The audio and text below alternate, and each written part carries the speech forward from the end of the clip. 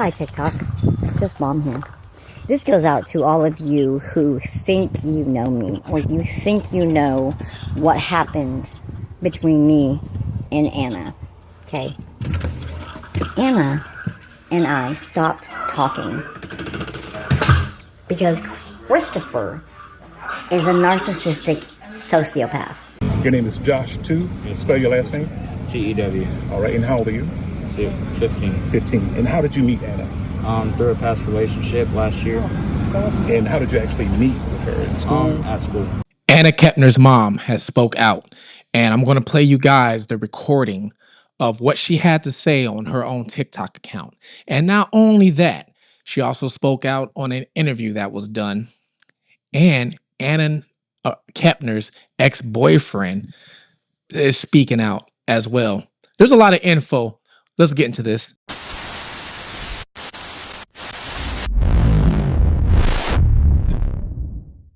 This is Fugitive TV. I'm your host, Ray Marcel, and we're bringing you these cases, unsolved cases, cases of missing people, any type of criminal case you could think of, and we're looking at it from different perspectives because I was once a fugitive on the run myself, and not only that, I also did time. I paid my dues, and now I'm here talking to you, okay? And what I'm trying to do is shed light on a lot of situations and maybe look at some little loopholes that other people aren't looking at. Well, right now I'm going to give you another update on Anna Kepner. I've been reporting on Anna from the start, okay? Even when nobody was really paying attention, I've been reporting on her. The last video I did, I actually connected the dots. And I showed you guys that Anna's real father, Christopher, his ex-wife, Tabitha, was the girl that he was with when she was only 15. So right here, if you can't keep up, there's a flow chart. Christopher's at the top, okay? And if you're looking at your screen, all the way to the left, you have Heather Wright. That's Anna's real mom. Right underneath Heather, you have Anna Kepner, okay? Right underneath Christopher, you have Tabitha. Please remember Tabitha, because we're going to get into Tabitha, who's the ex-wife, and it's going to make a big connection. I promise you. Tabitha's the ex-wife, okay? They have 2 kids together, which is after Anna. Then to the right, you have Chantel Kepner. Chantel is the current wife, which is the start doing some digging. I start doing some research. Okay. I came across Anna's real father criminal charges. But then again, this last name Donahue. So while I was trying to look at Christopher Kepner's background, okay, I noticed that that charge did not come up, but it's because it was dropped. But it showed a relation to Christina Donahue. And I was like, wow, Christina Donahue is the one who tried to put the charge on him in the first place, who is supposedly the young girl's mom who was 15. I was like, why is she showing up as a relation to him, first of all? So then I started looking and looking and looking and looking and looking, right? And then if you go to under relatives, you have right here Tabitha Lynn Harper. That is his ex-wife. Tabitha is the ex-wife. Tabitha is the 15. She is now 33. Okay? Tabitha was 15 when it happened. So eventually what he did was marry her later on. This is why the mom dropped the charges. Okay? Okay? And once I saw that, I had to tell you guys, well, it's not just that, okay? As of right now, the FBI has ruled Anna's death a homicide, all right? They ruled it a homicide. Now, in the last video, I also told you how it was pretty much an armbar. She was choked. And that was how she lost her life, unfortunately. Well, now they're ruling it a homicide. So many people are having questions of why is the stepbrother, because he's the one who did it, why he's not in jail. I'm going to actually give you what I think why he's not in jail, because this is an FBI case, not a local law enforcement case where things act totally different when it comes to FBI and local police. Totally different. And I'm going to explain to you why he's probably not in jail, which is going to happen soon, but why he's not now, okay? Well, Anna Kepner's mom came out on TikTok, actually, and she's speaking out as to why she has not been in Anna's life because she hasn't been around, but she's speaking to why she hasn't been in her life. She's saying that the dad, Christopher, has been pretty much keeping Anna away from her. That's why she hasn't been able to talk to her, see her real, her daughter, because Christopher's keeping her away. That's what she's saying. Now, I can kind of see that because Christopher's new wife, Chantel, you know, she's going to court right now for the same thing against her ex-husband. So you have Christopher and then you have Christopher's new wife, Chantel. Chantel is the mother of the 16-year-old who unalived Anna. Anna's stepbrother, okay? Well, Chantel also has a previous marriage, with the father of that 16-year-old, okay? And in that previous marriage, she's trying to keep the kids away from him, is what he is alleging. So that's what Anna Kepner's mother is saying, that hey, Christopher's been keeping Anna away from me. Now, Anna does admit she did have a substance abuse issue. She admits, she's pretty much admitting her wrongs. She's saying, that, she's not perfect. And you could tell that she has guilt in her. You can tell, you can see it. You could tell that she wishes she did better. She even admits that Tabitha, who is or was the 15-year-old, who is now Christopher's ex-wife, she admits Tabitha actually was a good mother to Anna at that time when Christopher was even with Tabitha. So she's admitting her wrongs, okay? So we have to give a person justification, or not justification, but we have to at least acknowledge when a person is admitting their faults, especially in life, all right? But she's also saying that she was not allowed to go to the funeral. And not only that, you know how she knew her daughter passed? Was through social media. Hi, TikTok. Just Mom here. This goes out to all of you who think you know me, or you think you know what happened between me and Anna. Okay? Anna and I stopped talking because Christopher is a narcissistic sociopath. Now, with that being said, let me give you a little history on me, Anna, Christopher, Tabby.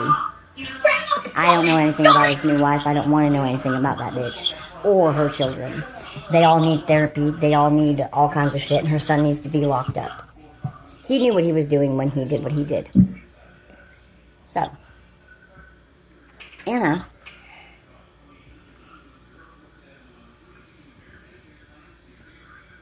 was 4 when I moved to Oklahoma. I moved to Oklahoma for the simple fact that my fiance made more money here, and he was from here, so he could get a job really easily here. So I moved. Mind you, he told me it would only be for a year, and then we would be back in Florida, so I could be back with my daughter. And I agreed. Only he lied, because I'm still in Oklahoma, and this is 14 years later. And now, looking back, I made the best choice that I could for my family. But when I look back at it, it was the worst mistake I ever made because I lost my daughter.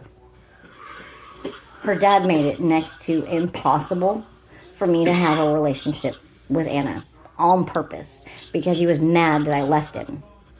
Well, Christopher, were you trying to get sister wives going because you were with me? You were Tabby, and then you married her after she turned 18.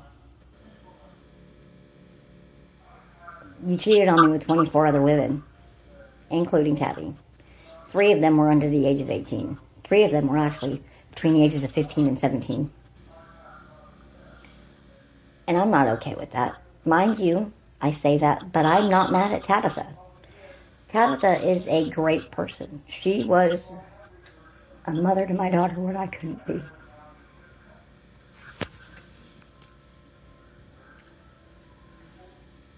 And she did a great job raising her. Anyway, Christopher made it next to impossible for me to have a relationship with my daughter. He made it extremely hard for me to see her. He would ignore my phone calls, not tell Anna that I called, and then call like a week and a half, 2 weeks later, and Anna would be like, Mom, why haven't you called me? And I'm like, I've been calling you. You didn't get any of my voicemails? Your dad didn't, listen to them? No. He said you haven't called. So, he told her that I didn't care. He's been telling her I didn't care. And then I moved away for years because I didn't love her. At least that's what I'm telling myself. Because that's the only thing that made sense as to why we grew apart. And also because I couldn't see her as much as I wanted to. It was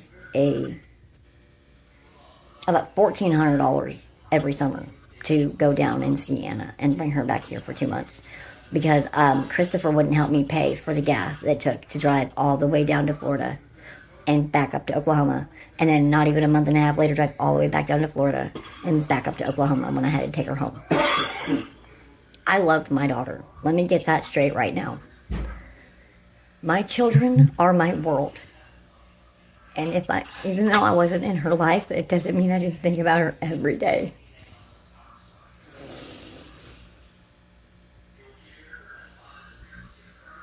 I battle with severe depression because of it. Extremely high anxiety because of it. Yes, I was addicted for about 2.5 to 3 years. The only reason I did them was because a man that my ex-fiance trusted, he was his best friend, took me out under the pretenses of making money and scrapping and threatened my life and told me that if I did not get high while we were at this house, that they would kill me. A lot of paperwork today. I had 2 crew. They've been up way too long, and if I didn't get high or hit the pipe, I was either a cop or I was an undercover, or I was either a cop or I was a snitch. She said they didn't even have the decency to call her and let her know that her daughter has passed. She had to learn through social media and the news that Anna was no longer with us. That is horrible. I have lost a child myself. I lost my 3-year-old son, passed away in a car accident, okay? And he passed away while I was getting in trouble and I was locked up going to a boot camp prison. And until this day, I still feel guilty over that. To this day, because I feel if I was not out getting in trouble, if I was at home like I should have been, he'd probably be alive today. So I know exactly how she's probably feeling with the guilt. Well, when the funeral happened, she showed up, but she showed up in a disguise. She said she had on extra high heel pumps just so people wouldn't notice her. Just the feeling of that has to be horrible. Has to be. Well, I did reach out to Anna Kepner's mom. She has not replied back, but I did reach out to her and I reached out her to let her know that, hey, she can use my platform, say what she want to say. That is fine. That is okay with me because this is what Fugitive TV is about. It's very bizarre, kind of tragic. The biological mom says she attended that memorial service in Titusville, Florida last week wearing a disguise. This is what she told Ashley Banfield on News Nation. That your ex-husband banned you from going. Can you walk me through what happened and what the circumstances were?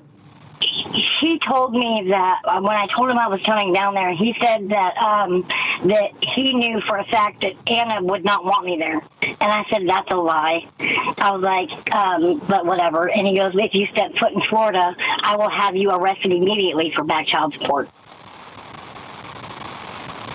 And so you went anyway, right? Yeah. In disguise? Of course.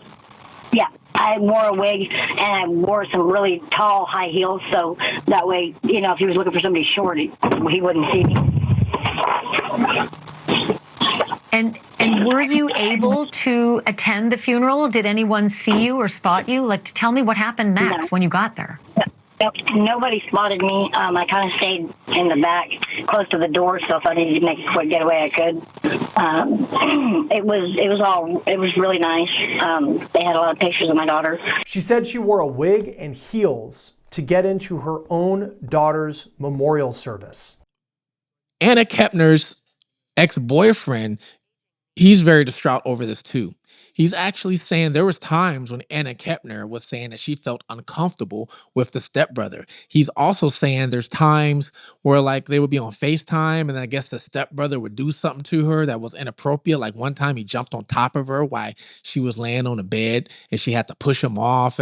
I mean, there's all kind of things that is being said right now, allegedly, about what the stepbrother is doing. Your name is Josh too. Spell your last name. TEW. All right. And how old are you? 15. 15. And how did you meet Anna? Through a past relationship last year. And how did you actually meet with her? In school? At school. At school. What type of person was she? She was a great woman, you know. I met her at school. And the circumstances behind her death, you find them to be suspicious? And if so, tell me why. It was suspicious because I knew that the brother did it, and yeah. How do you know that? Because of the past things that happened with him, like I was saying. Which were what? About the FaceTime and stuff. What's the FaceTime? Whenever I was on FaceTime with her, and when I was on FaceTime with her, and she was laying down, and the brother tried to go on top of her, and yeah. You saw that? Yeah. And then, how did she react to that? I was like, what the hell are you doing in the room, you know? Then he got scared and like ran away. And I heard his footsteps like running through the house, you know, because he got caught. So when you learned of her passing, you know, what was your reaction? I ran away.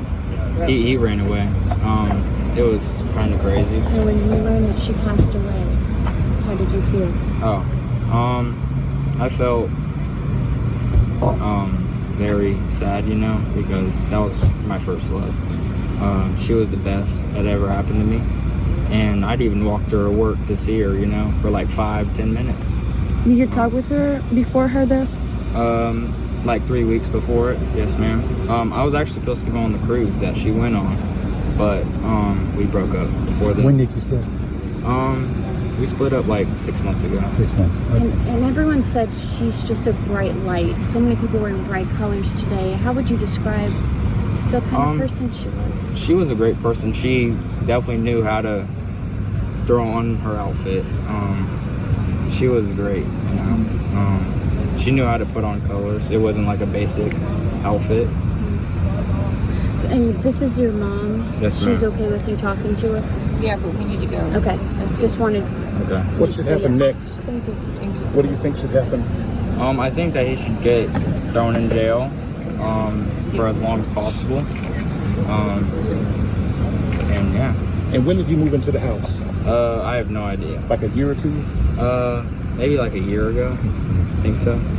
I don't You'd know. like to see justice for I'd your like first to love. see a lot of justice. Yes, Has she ever complained about his behavior before? yes ma'am. Yes, sir. What did she complain about? She complained about him being uncomfortable, or her being uncomfortable around him,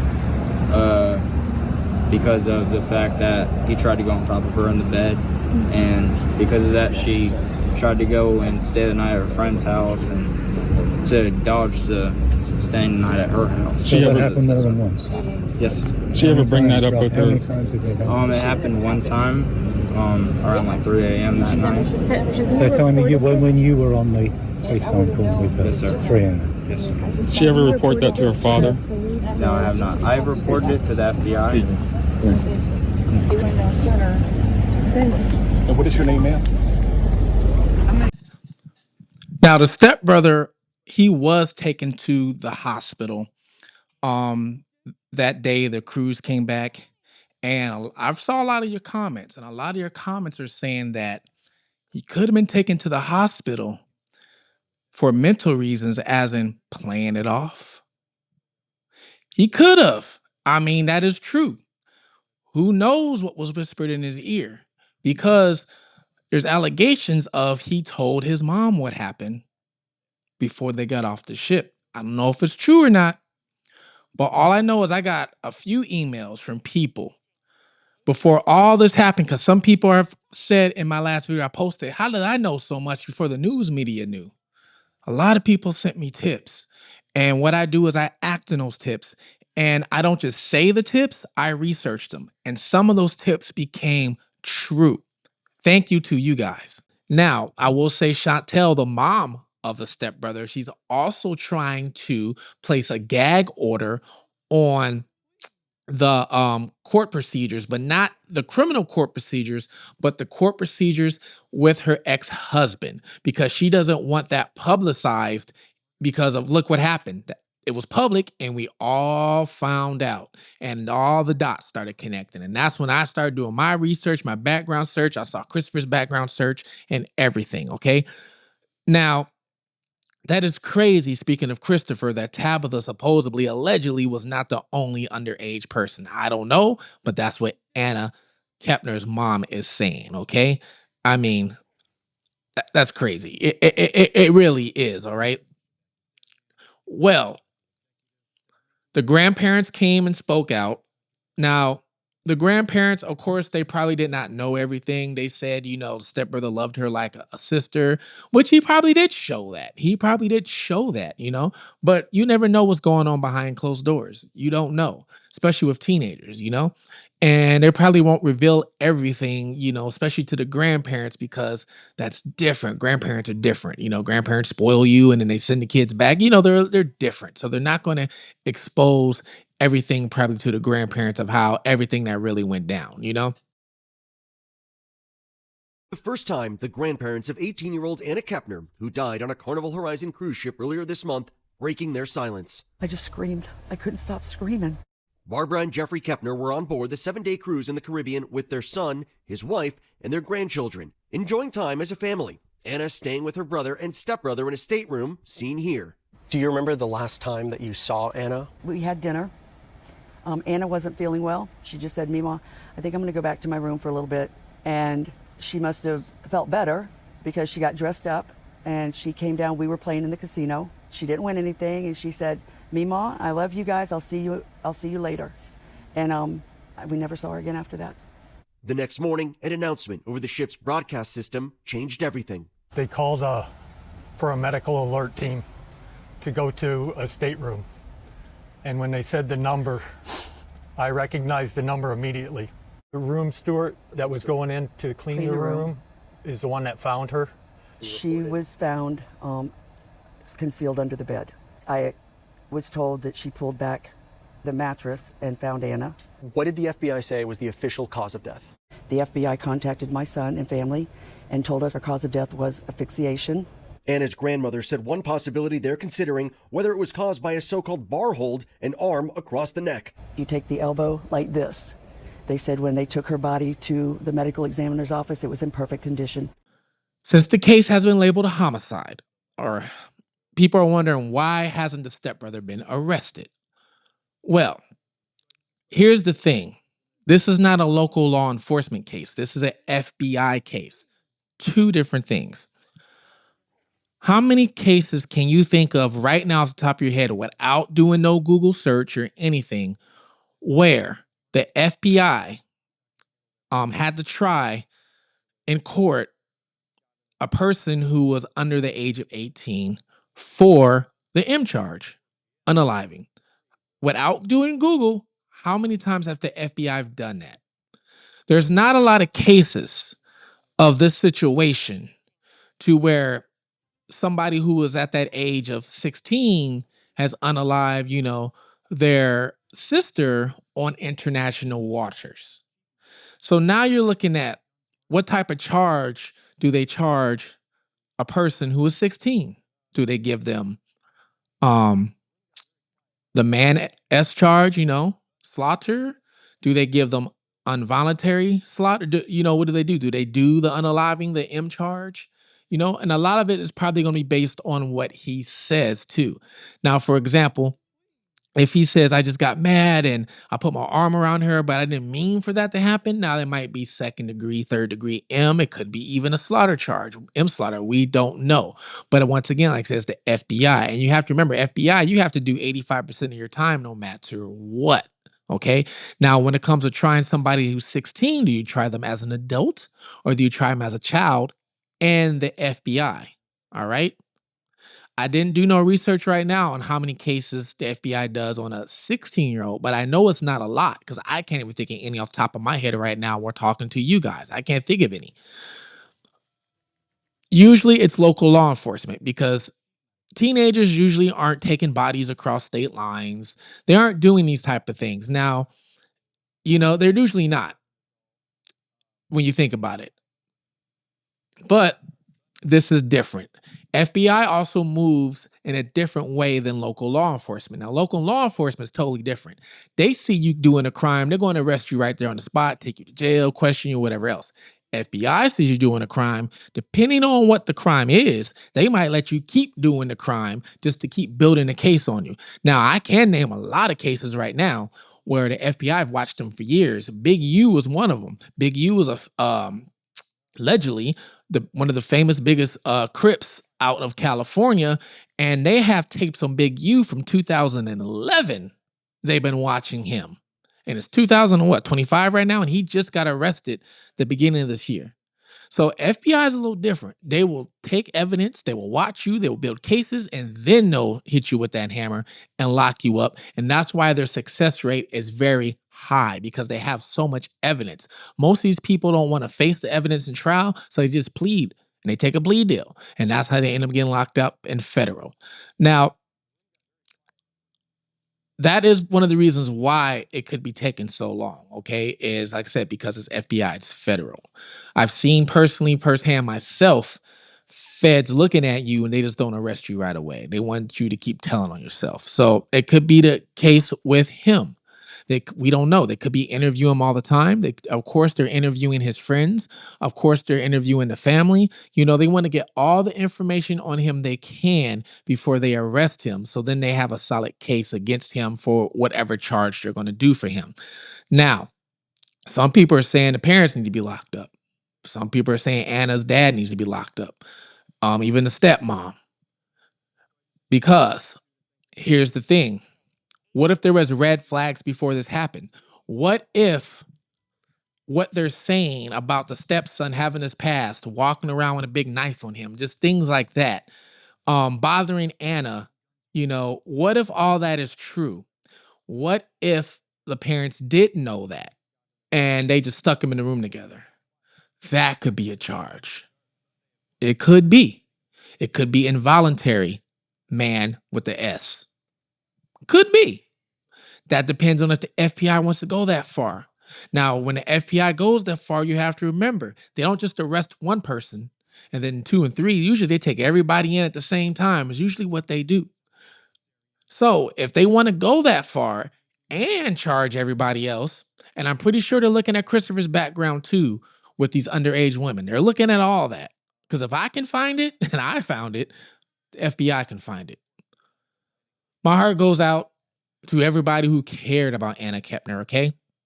Even Anna Kepner's mom. Like I said, I reached out to you. So if you're watching this, if you want to come on my platform, you're more than welcome. If you don't, I completely understand. I do. All right. If you guys have any comments, anything, just let me know. Okay. Your thoughts, any of that, because the more comments you guys put below, the more this video spreads and the more the awareness and the more of Anna Kepner also gets out there. All right. My info is going to be below whenever you want to send me tips, whenever you want to send me cases or whatever it is. Okay. I'll take a peep. I'll take a look at it. And I'll even sometimes email you back myself, just to see, whatever you're sending me. All right. That's just how I am. I try and answer every comment that's on the bottom that I can get to. Sometimes I can't get to everybody, but I want to say thank you, everybody. My channel has been growing extremely fast. So I know I'm doing something right. This is Fugitive TV. Please take care of yourself. Like, subscribe, turn on your notification bell. Let me know what city or country or state you're watching from, and I'm out.